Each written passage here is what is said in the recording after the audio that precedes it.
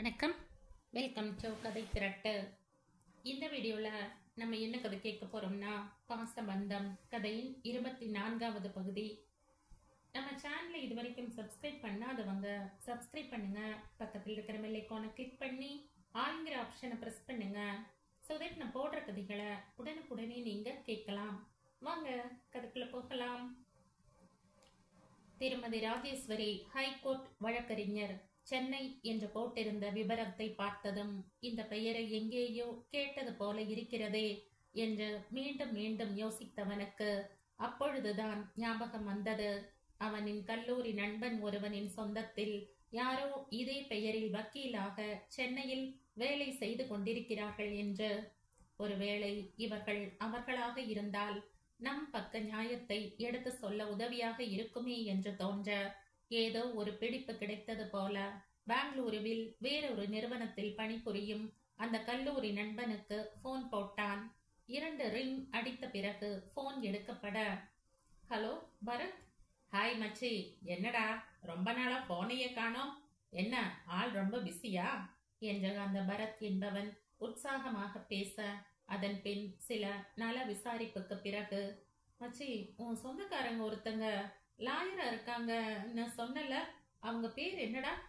எங்க அத்தடா, பேரு ராஜேஸ்வரி, சென்னை ஹைகோர்ட்ல லாயரா இருக்காங்க. ஏண்டா, என்ன விஷயம்? அது ஒரு ப்ராப்ளம்டா என்றவன் சந்துருவை பற்றி சுருக்கமாக சொல்ல, என்னடா அது புது தொல்ல? எவன் மச்சி அவன்? பெரிய இவனா? அதான் பிரிஞ்சு போயிட்டானே, அப்புறம் எதுக்கு இப்படி ஒரு கேஸ் போட்டிருக்கான்? அவன் என்ன லூசாடா என்ற பதிலுக்கு பரத் சந்துருவை திட்ட, டீட்டெயில்ஸ் எல்லாத்தையும் விவரமா அப்புறம் சொல்றேன்டா, இப்ப அர்ஜென்ட்டா ஒரு ஹெல்ப். உங்க அத்தை கிட்ட இருந்து எனக்கு ஒரு விவரம் கேட்டு சொல்றியாடா? என்ன மச்சி ஹெல்ப்னு கேட்டு சொல்லடான்னா சொல்ல போறேன். என்ன விவரம் வேணும் சொல்லு. அவங்க கிட்ட சந்துருங்கிறவருக்காக பெங்களூர்ல கௌதம்ங்கிற பேருக்கு எதுவும் நோட்டீஸ் அனுப்பி இருக்கீங்களான்னு கேட்டு சொல்லுடா. ஒருவேளை நோட்டீஸ் அனுப்பி இருக்கிறவங்க உங்க அத்தை பேர்ல இருக்கிற வேற ஒருத்தங்களா இருக்கலாம்ல. அட ஆமாம்டா, சரி தோ இப்பவே கேட்டுட்டு உனக்கு கால் பண்றேன் என்று சொல்லிவிட்டு பரத் போனை வைக்க, கௌதமிற்கு ஏதாவது நல்ல செய்தி கிடைக்காதா என்று ரொம்பவும் எதிர்பார்ப்பு இருந்தது. ஆராவும் ஜெயும் அலுவலகம் கிளம்பி சென்றிருந்தனர்.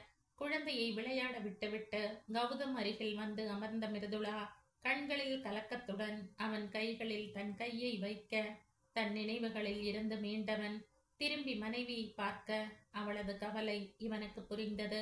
மெதுவாக அவளை தோளோடு அடைத்து கொண்டவன், என் அம்மா குட்டி, எதுக்கு இப்படி உம்முன்னு முகத்தை வச்சிருக்கீங்க? தப்பா எதுவும் நடக்க நான் விட்டுடுவேனா அம்மோ?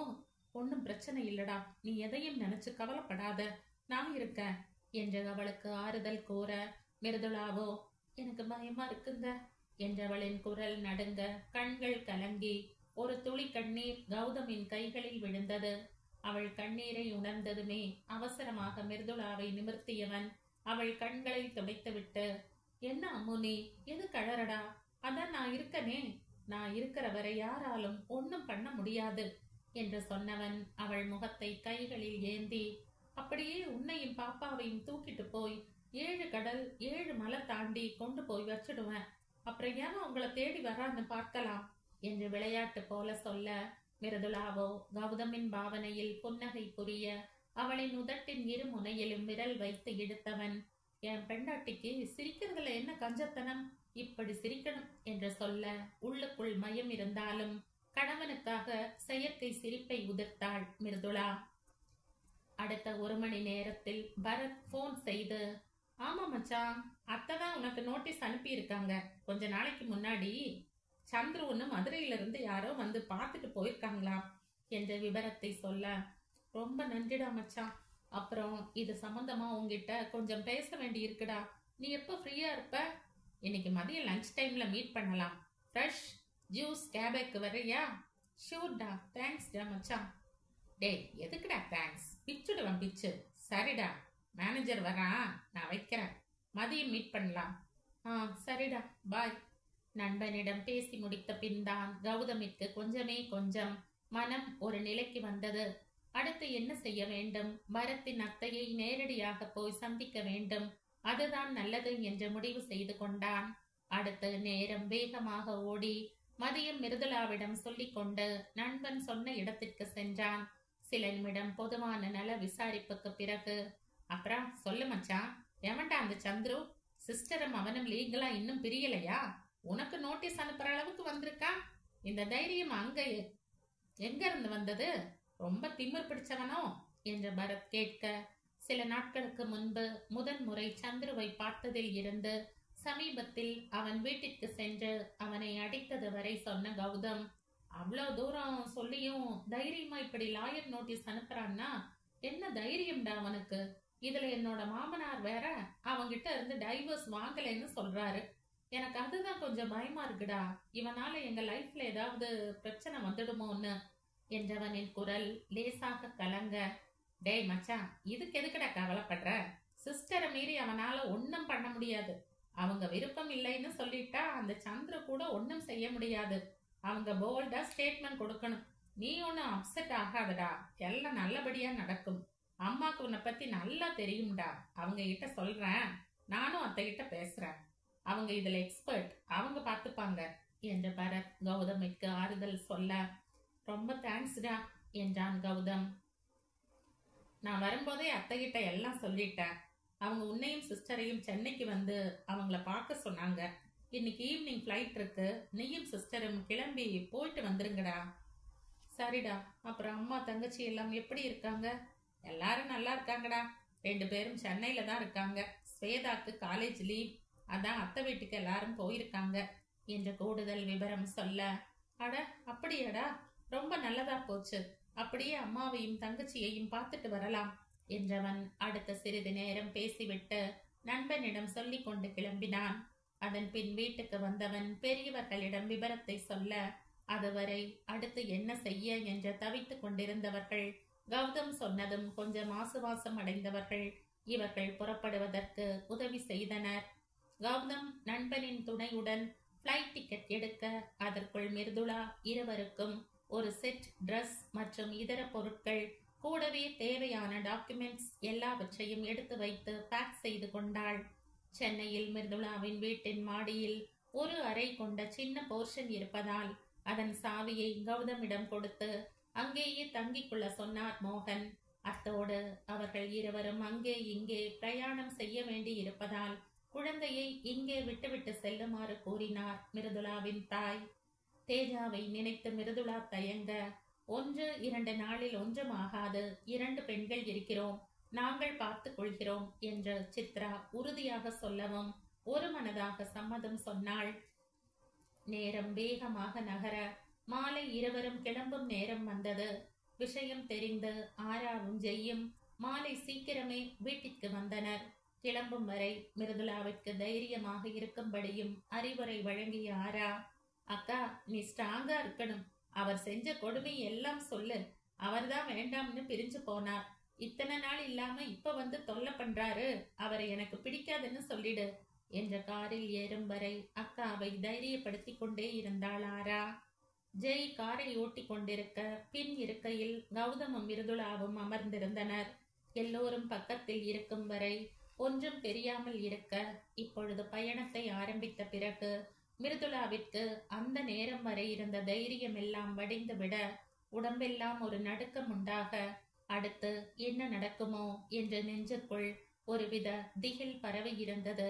அதன் பயனாக கைகள் இரண்டும் சில்லிட உடலில் நடுக்கம் வெளிப்படையாக தெரிந்தது. அதை உணர்ந்த கௌதம் அவளது கைகளை எடுத்து தன் கைக்குள் வைத்து கொண்டவன் மெல்லிய குரலில், கவலைப்படாத அம்மு, நான் இருக்கேன்ல கூட, அப்புறம் எதுக்கு பயப்படுற? என்னை மீறி எதுவும் நடக்காது என்று சொல்லி கைகளில் சிறு அழுத்தம் கொடுக்க அவளின் பயம் கொஞ்சம் குறைந்தது. வண்டி ஓட்டி கொண்டிருக்கும் ஜெய்யும், அண்ணி பயப்படாதீங்க, இது ஜஸ்ட் லாயர் நோட்டீஸ் தான். இங்க உங்க பக்கம் உண்மையை விபரமா சொன்னா உங்களை மீறி யாரும் எதுவும் செஞ்சிட முடியாது. அதுவும் இல்லாம லாயர் அண்ணாவோட ஃப்ரெண்ட் ரிலேட்டிவ் தான். அவங்க கிட்ட எல்லாத்தையும் சொல்லுங்க. சந்துரு தானே பிரிஞ்சு போனாரு, அப்புறம் எப்படி அவர் இந்த மாதிரி நோட்டீஸ் கொடுக்கலாம்? நீங்க தைரியமா பேசுங்க அண்ணி, அது போதும், அவன்லாம் ஒரு ஆளு என்று சொல்ல அவனின் பேச்சு இன்னுமே மிருதுளாவிற்கு தைரியத்தை கொடுத்தது. அரை மணி நேரத்தில் ஏர்போர்ட் வந்துவிட ஜெயிடம் விடை பெற்று கொண்டு இருவரும் தங்கள் உடைமைகளை எடுத்துக்கொண்டு போர்டிங் முடிந்து அடுத்த அரை மணி நேரத்தில் பிளைட்டில் அமர்ந்திருந்தனர். ஜெய் காரை எடுத்துக்கொண்டு வீட்டுக்கு கிளம்பி விட்டான். முதல் முறை விமான பயண பயமும் கூடவே அப்போதைய சூழ்நிலையும் ஒருவித கலக்கத்தை கொடுக்க ஜன்னல் அருகில் இருக்கும் இருக்கையில் அமர்ந்து கண்களை இறுக மூடி தலை சாய்த்து அமர்ந்திருந்த மிருதுளாவின் கைகள் நடுங்க மனைவியின் கைகளை ஆதரவாக பற்றி கொண்டான் கௌதம். அதில் கண் திறந்த மிருதுளா இவனை பார்த்து சங்கடமாக சிரிக்க அவள் காதருகே குனிந்தவன் மெல்லிய குரலில், எதுக்கம்மோ வேஸ்டா ஹேண்ட் ஹோல்டரை பிடிக்கிற? அதான் உன் புருஷனா இருக்கனே, என்ன டைட்டா ஹக் செஞ்சுக்கோ. ஃப்ளைட் பயம், கூடவே வேற எதுவும் பயம் இருந்தாலும் போயிடும், போக வச்சுடுவேன் என்ற ஹஸ்கி குரலில் சொல்ல, உங்களை என்று முறைக்க முயன்ற தோல்வி அடைந்தவள் பக் என்று சிரித்து விட்டாள். இப்படி சிரிச்சுட்டே இரு அம்மோ, இதுதான் அழகா இருக்கு, அதை விட்டுட்டு என்ற பதிலுக்கு கௌதம் சலித்து கொள்ள சிரிப்புடனே தன் முகத்தை சரிப்படுத்தி கொண்டாள் மிருதுளா. அப்பொழுது பிடித்த கையை சென்னை ஏர்போர்ட்டில் இறங்கி கேப் பிடித்து வீடு வரும் வரை விடவில்லை கௌதம். அவனால் மிருதுளாவின் உணர்வுகளை ஒரு கணவனாக புரிந்து கொள்ள முடிந்தது. ஏற்கனவே சித்ரா தங்கள் வீட்டில் கீழ் போர்ஷனில் வாடகைக்கு இருப்பவரிடம் விபரத்தை சொல்லி இருந்ததால் இவர்கள் போகும் நேரம் வாசல் கேட்டை திறந்து வைத்து இவர்கள் வரும் நேரம் வெளியே வந்த குடியிருக்கும் பெண்மணி, வாமா மிருதுளா, எப்படிமா இருக்க? அம்மா சொன்னாங்க நீ வருவன்னு, வீட்டுல எல்லாரும் எப்படி இருக்காங்க என்று அன்பாக நலம் விசாரித்தவர் கூடவே ஒரு மூடிய தட்டில் சில சப்பாத்திகள், டிஃபன் பாக்ஸில் கொஞ்சம் உருளைக்கிழங்கு கிரேவியும் கொண்டு வந்து தந்தவர். இதுல சப்பாத்தி உருளைக்கிழங்கு மசாலா இருக்குமா, சாப்பிட்டுக்கோ, டைம் ரொம்ப ஆச்சு, இந்நேரம் கடை எதுவும் இருக்காது அதான் என்று கூற நன்றியுடன் அதை வாங்கி கொண்ட மிருதுளா, தேங்க்ஸ் ஆண்டி என்றாள். அடுத்து மேலே சென்று ரூமை பெருக்கி பெட்டியை வைத்துவிட்டு இருவரும் சாப்பிட்டு முடித்ததும் கௌதம் தனது நண்பனுக்கு அழைத்து பேசிவிட்டு நாளை அவனின் அத்தையை எத்தனை மணிக்கு பார்க்க முடியும் என்பதை கேட்டு சொல்ல பரத்தும் உடனே தன் அத்தைக்கு போன் செய்து பேசிவிட்டு மீண்டும் கௌதமை தொடர்பு கொண்டவன் மதியத்துக்கு மேல் ஒரு கேஸ் இருப்பதால் அதற்குள் பார்க்க போகும்படி சொல்லிவிட்டு வைத்தான். அதற்குள் நேரம் இரவு 11 மணியை தாண்டிவிட வீட்டிற்கு போன் செய்து பேசினர் இருவரும். கௌதம் அசதியாக இருப்பது போல தெரிய பரணில் போட்டு வைத்திருந்த பாய் தலையணையை எடுத்து போட்டு விரித்து கௌதமை மிருதுளா படுக்க சொல்ல, அவனோ, என்ன விட நீதான் அம்மு டயர்டா இருக்க, முதல்ல நீயும் படு அவளையும் என்றவன் அவளையும் தன் அருகே அமர்த்தி தன் நெஞ்சில் சாய்த்து கொண்டான்.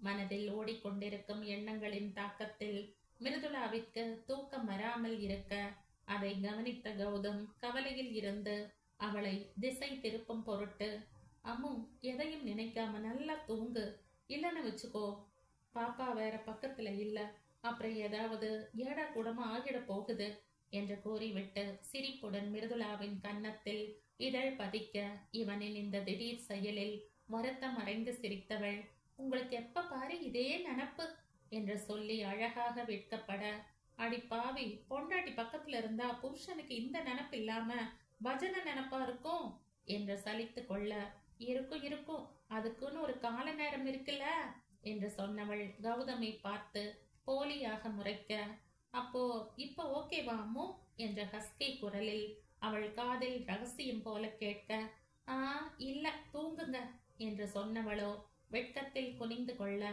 கௌதமோ அவள் இதழில் தன் இதழ் ரேகைகளை அழுத்தமாக பதித்தான். கவலைகள் மறந்து அவள் வெட்கப்படுவதை பார்த்த பிறகுதான் கௌதமிற்கு மனமே சற்று நிம்மதி அடைந்தது. என்ன மீறி உன்னை என்கிட்ட இருந்து யாராலும் பிரிக்க முடியாது அம்மோ என்ற மனதுக்குள் நினைத்து கொண்டவன் தன் மனைவியை இறுக்கமாக அணைத்து கொண்டு உறங்கி போனான்.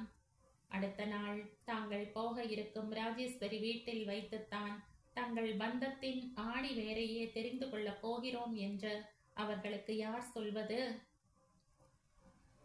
அடுத்த நாள் காலை விடிந்தது முதல் ஆளாக எழுந்து கொண்ட மிருதுளாவிற்கு மறந்திருந்த கவலைகள் எல்லாம் ஞாபகம் வர மனதுக்குள் மீண்டும் ஒரு பாரமும் பயமும் சூழ்ந்து கொண்டது.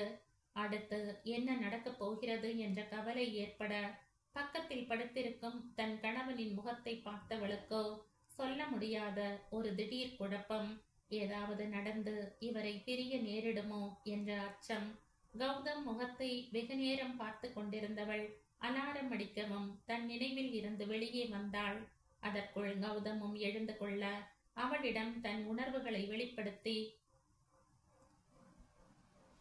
அவனையும் கஷ்டப்படுத்த விரும்பாமல் அமைதியாக எழுந்து குளிக்க சென்றான். அடுத்து நேரம் வேகமாக ஓட இருவரும் குளித்து தயாரான பின் கௌதம் சென்று பக்கத்து ஹோட்டலில் இருந்த காலை உணவை வாங்கி வர இருவரும் சாப்பிட்டு முடித்து வீட்டை பூட்டிவிட்டு ஆட்டோ பிடித்து கிளம்பினர். கிட்டத்தட்ட 1 மணி நேர பயணத்துக்கு பின் வக்கீல் ராஜேஸ்வரி வீட்டிற்கு வந்து சேரும் பொழுது நேரம் 10ஐ தாண்டி இருந்தது. தனி பங்களா என்ற சொல்லும் அளவிற்கு சுற்றிலும் தோட்டம் நிறைந்த பெரிய வீடு. ஆட்டோவை விட்டு இறங்கியதும் வாட்ச்மேனிடம் தன் பெயரையும் நண்பனின் பெயரையும் சொல்லி வக்கீலை பார்க்க வந்திருக்கும் விபரத்தை கௌதம் கூற, இவர்களை கையோடு உள்ளே அழைத்து சென்ற காவலாளி வேலையாளிடம் சொல்லி அவர்கள் வீட்டு எஜமானியிடம் சொல்லிவிட்டு போனான். இவர்கள் வருவது முன்கூட்டியே வேலையாட்களிடம் சொல்லப்பட்டிருக்கும் போல. அதனால் தான் கேள்வி கேட்காமல் உள்ளே அனுமதிக்கப்பட்டிருந்தனர். இவர்கள் இருவரையும் ஹாலில் உட்கார சொல்லிவிட்டு பக்கவாட்டில் இருந்த ஒரு அறையில் நுழைந்த வேலையாள் சில நிமிடங்களில் வெளியே வந்து இவர்களை உள்ளே போக சொல்ல, ஒருவித பயத்தில் கௌதமின் கைகளை பிடித்து கொண்டாள் மிருதுளா. அவனும் கைகளை அழுந்த பிடித்து கொண்டான்.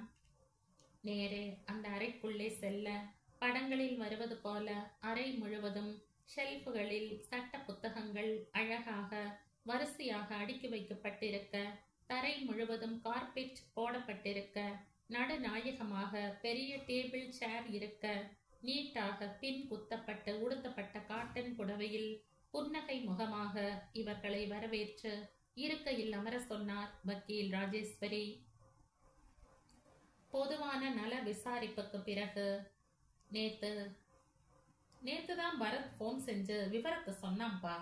ஆஸ் அ லாயர் உங்க பக்கத்து விவரத்தை கேட்காம நான் மேற்கொண்டு ப்ரொசீட் பண்ண முடியாதுல்ல, அதான் 2 பேரையும் வர சொன்னேன் என்றவர் மிருதுளா பக்கம் திரும்பி, நீதான் மிருதுளாவாமா என்று கேட்க, ஆமா மேம் என்றாள் மிருதுளா பதிலுக்கு. சந்துருங்கிறது தான் உன்னோட ஹஸ்பண்டாமா என்று அடுத்த கேள்வி அவர் கேட்க, திரும்பி கௌதமை சங்கடமாக ஒரு பார்வை பார்த்தவள், இல்ல மேம், அவர் என்னை விட்டு பிரிஞ்சு போயிட்டாரு. அதுக்கப்புறம் இவரும் நானும் கல்யாணம் செஞ்சுக்கிட்டோம். இவர்தான் என்னோட ஹஸ்பண்ட் என்று கொஞ்சம் அழுத்தமாகவே கூற, ஓ இஸ் இட் என்று ஆச்சரியப்பட்டவர் சந்துரு தன்னிடம் கூறிய விபரத்தை கூறினார். அதாவது மிருதுளாவிற்கும் அவனுக்கும் சண்டை என்றும், அதில் கோபித்துக் கொண்டு மிருதுளா தாய் வீடு சென்று விட்டதாகவும், பின் தான் மனம் மாறி அவளை திரும்பி அழைக்க அவள் தாய் வீடு சென்ற பொழுது அவர்கள் வீடு பூட்டி இருந்ததாகவும், அதன் பின்பே இவர்கள் பெங்களூரில் இருப்பது தெரிந்து அங்கே சென்று பார்க்க மிருதுளாவை கௌதம் சட்டத்துக்கு புறம்பாக திருமணம் செய்திருப்பதும் தெரிந்தது என்றும், அதற்காக கௌதமை தான் தட்டி கேட்க, கௌதமோ அவள் என் மனைவி, இதற்கு மேல் எங்கள் வழியில் வந்தால் தன்னை கொலை செய்து விடுவேன் என்று மிரட்டுவதாகவும், அவனை மீறி மிருதுளாவை தன்னால் சந்திக்க முடியவில்லை என்றும் கூறியவன் பஞ்சாயத்தில் இவர்கள் இருவரும் பிரிந்த விஷயத்தை மறைத்து இவர்களின் திருமண சான்றிதழை காட்டி அவளையும் அவளிடம் இருக்கும் குழந்தையையும் மீட்டு தரும்படி இவரிடம் வந்து கேஸ் கொடுத்துவிட்டு சென்றிருக்கிறான். வக்கீல் சொன்னதை கேட்டதுமே கௌதமுக்கு மீண்டும் கோபம் தலைக்கேறியது. இருந்தும் மிருதுளாதான் இவனை பொறுமையாக இருக்கும்படி கண்களால் சைகை செய்தாள். அதன் பின் வக்கீலிடம் சந்துருவை திருமணம் முடித்ததில் இருந்து அவன் தனக்கு செய்த கொடுமைகள் உட்பட நடந்த அனைத்தையும் சொன்னவன் இறுதியில் பஞ்சாயத்தில் வைத்து சந்துருதான் தானாக முன்வந்து நிறைய பேர் சாட்சிகளின் முன் இரு வீட்டு பெரியவர்கள் சம்மதத்தோடு தன்னிடம் இருந்து விடுதலை வாங்கி கொண்டான் என்று விவரமாக சொன்னவள் அன்றைக்கு பஞ்சாயத்தில் இவளுக்கு கொடுக்கப்பட்ட பாண்ட் பேப்பரை எடுத்து காண்பித்தாள். அதில் இனி இவளுக்கும் தனக்கும் எந்த சம்பந்தமும் இல்லை, மிருதுளாவும் நாளைக்கு என்றைக்கு தன் வாழ்க்கையில் நுழைந்து தொந்தரவு செய்யக்கூடாது என்ற வாசகங்களின் கீழ் இவளும் அவனும் கையெழுத்து போட்டிருக்க கூடவே 2 பக்கமும் சாட்சி கையெழுத்துகளும் சில இருந்தது. ராஜேஸ்வரி உடனே நேற்று சந்துரு கையெழுத்து போட்டு கொடுத்த பேப்பரில் இருந்த அவனது கையெழுத்தை எடுத்து ஒப்பிட்டு பார்க்க 2ம் ஒன்றாக இருந்தது. அவருக்குமே இந்த பேப்பர் விஷயம் ஆச்சரியமே. இது பற்றி சந்துருவை அழைத்து 2 பக்க நபர்களையும் வைத்து விசாரித்த பின்பு அந்த ஊர் பஞ்சாயத்திலும் பேசிய பின்பே அடுத்த கட்ட நடவடிக்கையை எடுக்க முடியும். ஏனெனில் தப்பான வழக்காக இருக்குமோ என்ற சந்தேகம் தோன்றிய பிறகு இதனை எடுத்து நடத்தி தன் பெயரை களங்கப்படுத்திக் கொள்ள அவர் விரும்பவில்லை. ஆகவே எல்லாம் விசாரித்துவிட்டு வேறொரு நாள் உங்களை கூப்பிடுவதாக கூறியவர் நேரம் மதியத்தை நெருங்கிக் கொண்டிருந்ததால் மதிய உணவை முடித்து கொண்டு செல்லும்படி சொல்ல, இல்ல பரவாயில்ல ஆண்டி, நாங்க போற வழியில பார்த்துக்கிறோம் என்று கௌதம் மீண்டும் மீண்டும் மறுக்கவே சரி என்று அவர் விட்டுவிட, இவனோ அம்மா இங்க இருக்கிறதா பரத் சொன்னானே ஆண்டி, அவங்கள காணோம் என்று கேட்க அவர் பக்கத்தில் இருக்கும் கோவிலுக்கு பிள்ளைகளுடன் சென்றிருப்பது தெரிந்தது. சரி, இவ்வளோ தூரம் வந்துவிட்டோம், பரத்தின் தாயை பார்த்துவிட்டு செல்லலாம் என்று முடிவு செய்து கௌதமும் மிருதுளாவும் காலில் காத்திருக்க அடுத்த 10 நிமிடத்தில் கோவிலில் இருந்து திரும்பி வந்தார் பரத்தின் தாய் லட்சுமி. கௌதமை பார்த்ததும், வாப்பா கௌதம், நல்லா இருக்கியா?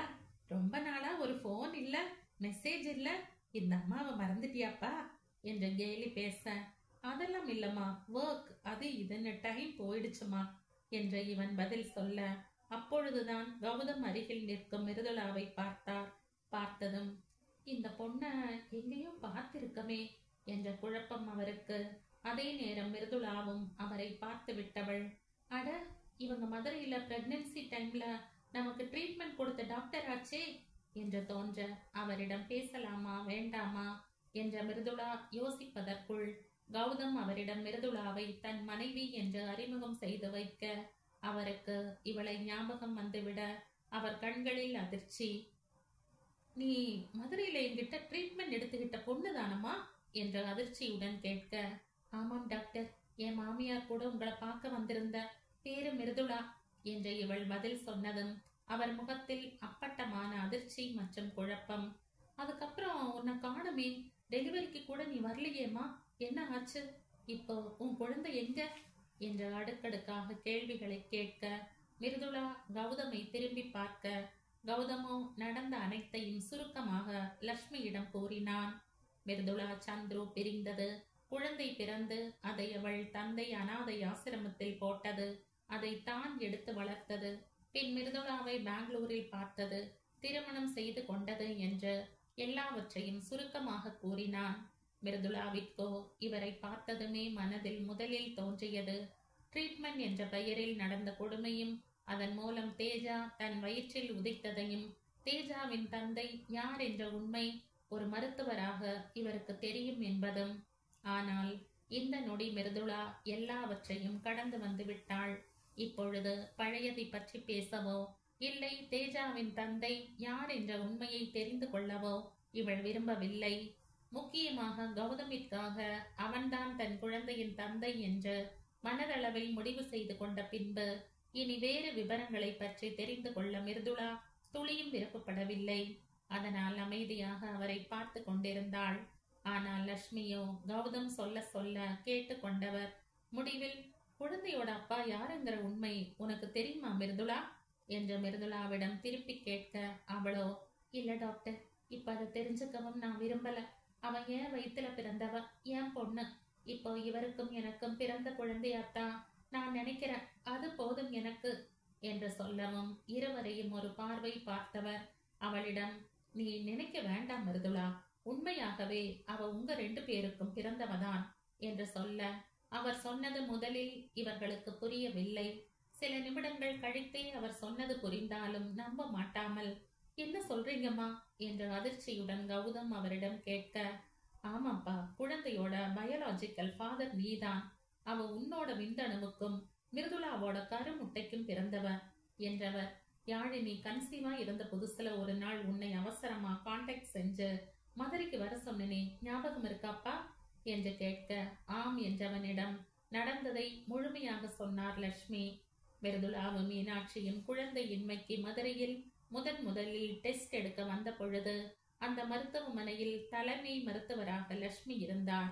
அவர் முன்புதான் மீனாட்சி மிருதுளாவை அவமானப்படுத்தியது. அதன் பின்பே கிட்டத்தட்ட சண்டை வராத குறை ஏற்பட சந்துருவுக்கும் மிருதுளாவிற்கும் டெஸ்ட் எடுத்து பார்ப்பது என்று முடிவு செய்து டெஸ்டும் எடுக்கப்பட்டது. அந்த டெஸ்ட் ரிசல்ட்டில் உண்மையில் குறை சந்துருவிடம்தான் இருந்தது.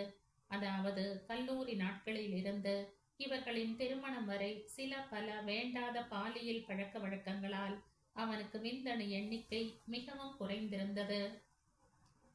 அதிலும் மோட்டில் ஸ்பெர்ம், அதாவது கருப்பையில் நீந்தி சென்று ஹெலோப்பியன் டியூபில் கருமுட்டையை ஃபெர்டிலைஸ் செய்யக்கூடிய திறன் மிக்க விந்தணுக்களின் எண்ணிக்கை ரொம்பவே குறைந்திருந்தது. டெஸ்டில் தெரிய வந்தது. இவர்களுக்கு குழந்தை பிறப்பது மிக மிக அரிது. பல ஆண்டுகள் ட்ரீட்மெண்ட் எடுத்து வந்ததால் குழந்தை பிறக்க வாய்ப்புண்டு. இப்படிப்பட்ட ஒரு ரிசல்ட் முடிவு வரவும் சம்பந்தப்பட்ட தம்பதிகளை வரவழைத்து அவர்களிடம் சொல்லலாம் என்று லட்சுமி நினைத்திருக்க, அதற்குள் சரண்யா எப்படியோ பேசி அந்த டெஸ்ட் ரிசல்ட் ஃபைலை வாங்கி மீனாட்சியிடம் சொல்லி, அதன் பின் சந்துருவின் குறையை மறைத்து மிருதுளாவிடம் பொய் சொல்லி அவளை IUIக்கு சம்மதிக்க வைத்து மருத்துவரிடமும் சந்துருவிற்கு ட்ரீட்மெண்ட் செய்து அதன் பின் குழந்தை பிறக்கும் வரை அவர்கள் காத்திருக்க தயாராக இல்லை என்று ஏதேதோ பொய் சொல்லி லட்சுமியையும் சம்மதிக்க வைத்த பின் விந்தணு டோனரை தேர்ந்தெடுக்க வேண்டி வந்தது. எப்பொழுதும் இந்த மாதிரி ட்ரீட்மெண்ட்களில் நல்ல திறன் மிக்க, அதாவது ஸ்பெர்ம் மொட்டிலிட்டி, உடல் நலன், முந்தைய சிகிச்சையில் சம்பந்தப்பட்ட நபரின் விந்தணு மூலம் குழந்தை உண்டாகும் வெற்றி சதவீதம் போன்றவை பார்த்துத்தான் டோனரை தேர்ந்தெடுப்பார்கள். அப்படி ஒருவரை லட்சுமி தேர்ந்தெடுத்து வைத்திருக்க, கடைசி நேரத்தில் அவசர வேலை என்று அவர் வெளிநாடு செல்ல வேண்டியதாக போயிற்று. எப்பொழுது வருவார் என்று சொல்ல முடியாத சூழ்நிலை அவருக்கு. இது தெரிந்திருந்தால் சில நாட்களுக்கு முன்பே அவரிடமிருந்து விந்தணுவை வாங்கி பதப்படுத்தி வைத்திருப்பார். திடீரென முளைத்த இந்த பிரச்சனை லட்சுமி அவர்களுக்கு மிகவும் நிம்மதியின்மையை ஏற்படுத்தியது. அதற்கு காரணம் மீனாட்சி. டெஸ்ட் வேண்டாம் என்று அன்று சொன்னதற்கே தாம் தூம் என்று குதித்தவர் இப்பொழுது ட்ரீட்மெண்டை தள்ளி வைக்க சொன்னால் எப்படி ரியாக்ட் செய்வார் என்று இவருக்கு தெரியவில்லை. அத்தோடு சரண்யா வேறு உடனடியாக இதை செய்தாக வேண்டும் என்று கூறியிருந்தது லட்சுமியை யோசிக்க வைத்தது. இதற்கு என்ன செய்யலாம் என்று யோசிக்கும் பொழுதுதான் இவருக்கு கௌதமின் ஞாபகம் வந்தது. ஆம், லட்சுமி மதுரை மருத்துவமனையின் சென்னை பிரான்ச்சில் தான் முதலில் வேலை செய்து கொண்டிருந்தார். அப்பொழுது பரத்தும் கௌதமும் காலேஜ் இறுதி வருடம் படித்துக் கொண்டிருந்தனர். நண்பனின் தாய் என்ற முறையில் லட்சுமியிடம் நிறைய தடவை பேசி இருக்கிறான் கௌதம். அத்தோடு ஒரு சில முறை அவர் வீட்டிற்கும் சென்று வந்திருக்கிறான். அந்த நெருங்கிய பழக்கத்தினால் தான் அவரையும் மா என்றே அழைப்பான். அந்த சமயம்தான் செயற்கை கருத்தரித்தல் முறைகள், விந்தணு தானம், கருமுட்டை தானம், வாடகை தாய் முறை போன்றவற்றை பற்றி லட்சுமி வேலை செய்யும் மருத்துவமனையும் ஒரு தொண்டு நிறுவனமும் இணைந்து நடத்திய கருத்தரங்கின் மூலம் இவற்றை பற்றி கேள்விப்பட்டு அதன் முக்கியத்துவத்தையும் கண், மூளை போன்ற உடல் உறுப்பு தானத்தை விட இந்த மாதிரி தானம் ஒரு வரம் என்றும் புரிந்து கொண்டான் கௌதம். கடவுளுக்கு நிகராக குழந்தை இல்லாத தம்பதியருக்கு குழந்தையை கொடுக்கக்கூடிய ஒரு பிரம்மாஸ்திரம் போன்றது இந்த தானம். குழந்தை இல்லை என்ற எத்தனையோ கணவன்மார்கள், மனைவிமார்கள் சில சமயம் இருவரும் தற்கொலை செய்து கொள்கிறார்கள். அப்படிப்பட்டவர்களுக்கு இந்த செயற்கை முறை புது வாழ்க்கை கொடுப்பதற்கு சமம் என்றும் இது அவர்களுக்கு எவ்வளவு மகிழ்ச்சியை கொடுக்கும் என்பதையும் இவன் உணர்ந்து கொண்டான். அதன் பலன் கல்லூரி முடிந்து சில மாதங்கள் கழித்து லட்சுமியிடம் சென்று தானும் விந்தணு தானம் செய்ய விருப்பப்படுவதை பற்றி சொல்ல முதலில் தயங்கியவர் பின்பு சரி என்று ஒத்துக்கொண்டார். அதன் பின்பு வருடத்திற்கு 1-2 முறை இப்படி செய்து வந்தான் கௌதம். தானாக முன்வந்து அவன் செய்யும் செயலை நினைத்து பாராட்டிய லட்சுமிக்கு அவனுடைய விந்தணுவின் மூலம் செய்யப்படும் கருத்தரிப்பு முறை அனைத்தும் வெற்றி அடைந்துள்ளது என்பது ஒரு மருத்துவராக கூடுதல் திருப்தி. அதன் பின் கௌதமிற்கு திருமணமாகி சில ஆண்டுகள் கழித்து இவர் மதுரைக்கு மாற்றலாகி வந்தார். வந்த புதிதில்தான் மிருதுளாவின் கேஸ் இவரிடம் வந்து எதிர்பார்த்த ஆள் வெளிநாடு சென்று என்று சிக்கல் ஏற்பட வேறு வழி இல்லாமல் கௌதமை தொடர்பு கொண்டார். அந்த நேரம் யாழினி இரண்டாவது முறையாக கருத்தரித்திருந்தாள். கௌதமை தொடர்பு கொண்டவர் அவனை மதுரை வர சொல்ல, அவனோ யாழியை நினைத்து தயங்க, அவனிடம் மிருதுளாவின் பெயரை சொல்லாமல் மீனாட்சியால் அவள் படும் கஷ்டத்தை சொல்ல, இறுதியில் சரி என்று சம்மதித்த கௌதம் அன்றே கிளம்பி மதுரை வந்தவன் லக்ஷ்மி கேட்டதை செய்து கொடுத்துவிட்டு சென்றான். ஆக கௌதமின் விந்தணுதான் மிருதுளாவின் கர்ப்ப பையில் செலுத்தப்பட்டது. இவற்றையெல்லாம் லக்ஷ்மி சொல்லி முடிக்க கேட்டுக்கொண்டிருந்த மிருதுளாவிற்கு கிட்டத்தட்ட மயக்கம் வராத குறை.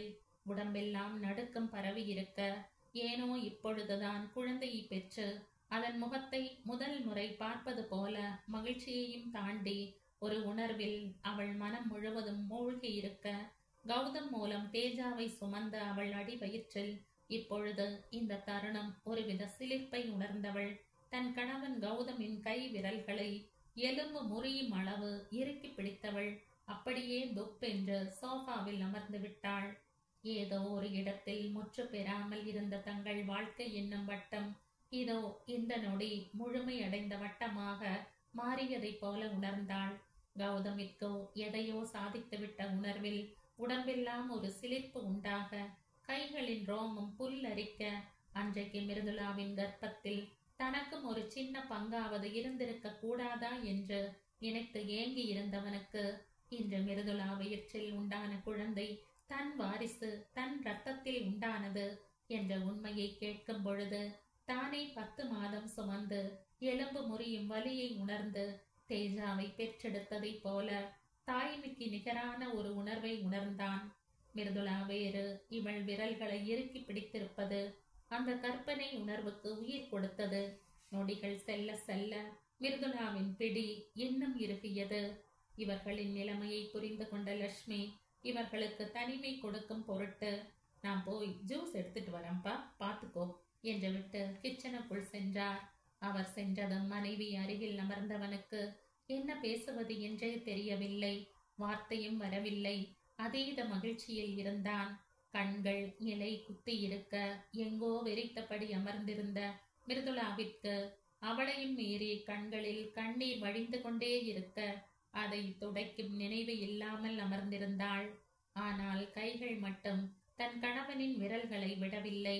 மிருதுளாவின் முகத்தையே இமைக்காமல் பார்த்து கொண்டிருந்த கௌதமிற்கு அவளது கண்ணீரை பார்த்ததும் சுய நினைவு வர இருக்கும் இடம் கருதி மெல்ல அவள் தோள் தொட்டு அழைக்க, பல நிமிடம் கழித்தே இவன் பக்கம் திரும்பியவள் கதறலுடன் அவன் நெஞ்சில் முகம் புதைத்து அழத் தொடங்கிவிட்டாள். ஏனென்றே தெரியாமல் மூச்சு இருக்கும் வரை அழ வேண்டும் போல் தோன்ற ஒரு வார்த்தை பேசாமல் அழுது கொண்டே இருந்தாள் மிருதுளா. சிறு குழந்தை போல ஏங்கி ஏங்கி அழுது கரைந்தாள். அவளின் அழுகையை பார்த்த கௌதமிற்கே கண்களில் கண்ணீர் தேங்கிவிட்டது. மௌனமாக அவளை தன்னோடு சேர்த்து அணைத்து கொண்டவன் அவள் தலையில் இதழ் பதித்தான். தன் கழுத்தில் கௌதம் தாலி கட்டிய அந்த நொடியில் தான் தங்களின் பந்தம் தொடங்கியது என்று மனிதர்கள் இவர்கள் இருவரும் நினைத்திருக்க, கடவுளோ என்றைக்கு மிருதுளா வயிற்றில் தேஜா உருவாகினாளோ அன்றே இவர்கள் பந்தத்தை கரு என்ற பிள்ளையார் சுழி போட்டு தொடங்கி வைத்து விட்டார். சூரிய பகவான் மூலம் கர்ணன் குந்தி தேவியின் வயிற்றில் உதித்தது போல கௌதம் மூலம் தேஜா மிருதுளாவின் வயிற்றில் கருவாய் உருவாகி இருக்கிறாள். இவர்களுக்குள் உண்டானது மாங்கல்ய பந்தம் இல்லை, கருவறை சொந்தம். பல நிமிடங்கள் அழுது கரைந்தவளை சமாதானம் செய்தவன், அம்மு அழாதடா, கண்ட்ரோல் யோர் செல்ஃப், ஆன்டி பார்த்தா கஷ்டப்பட போறாங்க, பிளீஸ்மா என்று 2-3 முறை சொன்ன பிறகே தற்காலிகமாக தன்னை ஆசுவாசப்படுத்தி கொண்டவள் கௌதமை விட்டு தள்ளி அமர்ந்து கொண்டாள். ஆனால் உள்ளுக்குள் இந்த அதிர்ச்சி, மகிழ்ச்சி, அழுகை போன்ற உணர்வுகள் தேங்கி இருக்கிறது. அதை எப்பொழுது வேண்டுமானாலும் மீண்டும் வெடிக்கும். தன்னை விட்டு விலகி அமர்ந்த மனைவியின் முகத்தை கௌதம் பார்க்க இந்த சில நிமிட அழுகையிலேயே அவள் முகம் சிவந்து வீங்கி இருந்தது. அதிலேயே எந்த அளவுக்கு அவள் தன் எண்ணத்தில் மூழ்கி இருந்திருக்கிறாள் என்பது இவனுக்கு புரிந்தது. அந்த நேரம் லட்சுமி அவரும் 2 கிளாஸ் ஜூஸை எடுத்து வந்து இருவருக்கும் கொடுத்தவர் மிருதுளாவை சமாதானம் செய்தார். அன்னைக்கு உன்னோட மாமியார் உன்னை பேசின பேச்ச கேட்கும் பொழுது உன்னை நினைச்சு ரொம்ப வருத்தப்பட்டம்மா. இந்த பொண்ணுக்கு கடவுள் ஒரு நல்ல வழி காட்ட கூடாதான்னு தோணுச்சு. நான் நினைச்சது நடந்துடுச்சு. அந்த கஷ்டத்துல இருந்து கை பிடிச்சு வெளியே கூட்டிட்டு வந்து இன்னைக்கு உன்னை ஒரு நல்ல வழியில கொண்டு வந்து விட்டிருக்கார் கடவுள். இது அவர் போட்ட முடிச்சு.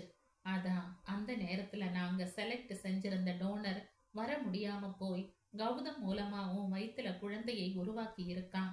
இன்னைக்கு அதே கௌதமை உனக்கு கணவனா ஆக்கி இருக்கான். இனிமே பழசை எதையும் நினைக்காம எப்பவும் சந்தோஷமா இருக்கணுமா. நீங்க 2 பேரும் வாழ்க்கையில இணைஞ்சதை பார்க்கும்போது ரொம்ப சந்தோஷமா இருக்கு கௌதம் என்று தன் மகிழ்ச்சியை வெளிப்படுத்தினார். அதன் பின் சில நிமிடங்கள் பேசிவிட்டு அங்கிருந்து கிளம்பினர் கௌதமும் மிருதுளாவும். சந்துருவால் ஏற்பட்ட பிரச்சனை அப்போதைக்கு பின்னுக்கு தள்ளப்பட்டு இந்த மகிழ்ச்சி மட்டுமே அவர்கள் மனம் முழுவதும் நிறைந்திருந்தது. ஆனால் கூடிய விரைவில் அவர்கள் எதிர்பார்க்காத, ஏன் யாருமே எதிர்பார்க்காத அதிர்ச்சி செய்தி ஒன்று அவர்களுக்காக காத்திருந்தது.